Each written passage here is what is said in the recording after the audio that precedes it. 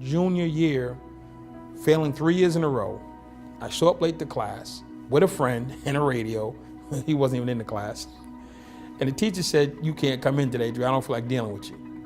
So I go out into the hallway. The security guard stops us and says, "Hey, Dre, you got to get out of the hallway." He said, "I tell you what, in the auditorium, there's an event going on. Sit in the back, just shut up, don't make no noise." He opens the auditorium and lets me in the auditorium. We're sitting in the back of the auditorium. There's some black guy down front with a bow tie telling all these kids, "You can go to Italy, you can go to France, you can go to China." I'm like, "Yo, dude," way from the back, "what are you talking about? Ain't nobody going to China, ain't nobody going to Italy." Then instead of telling me to get out, which would have been customary, he said, "Don't talk from the back, come talk to my face." My buddy started laughing at me like, "Whoa, we called you out." So out of pride and my buddy laughing, I walked down to the front. He said, "You can go to all these different countries in the world that I'd never heard of."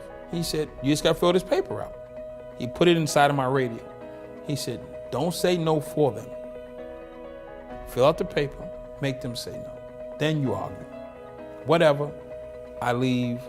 Fast forward 3 months later, it was February, and sure enough, it was the same day the papers were due. So I filled them out, grabbed my buddy Derek, who was a high school dropout, who was with me that day. We jumped in our stolen car. We ride over to the drop-off point. We had nothing else to do. Walk up to the door. There's this nice white lady. I said, "Well, we're here for the exchange student program." She looks at my application and she says, "Where's your essay?" I said, "Essay?" She says, "Yeah, everybody has to write an essay." I said, "Oh, I ain't got no essay. See you later, bye." She stopped me. She said, "No." She got a table and a piece of paper. She said, "Sit down right there and you write your essay." And after I wrote the essay, she said, "You can go inside."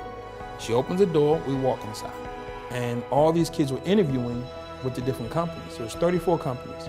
When Reagan signed the policy for this program, he wanted urban kids to go, / black kids. So he said, "You can't look at grades. You have to go on potential. You might interview 15 people. Then you'd put in a list, 1 to 15. Well, if Johnny gets it, we want Johnny. Then we'll take Sarah, then we'll take Bobby, 1 to 15. I was number 1 on every list. The principal, he opens the folder up and it says, "Scholarship winner Andre Norman." He's like, no, this is not possible. This kid hasn't passed a class ever in this school. He's been arrested multiple times. He beat up the senior class president as a freshman. There's no way humanly possible this kid won the scholarship. What was he even doing in the room? And the man told him, he said, "First, let me explain something to you.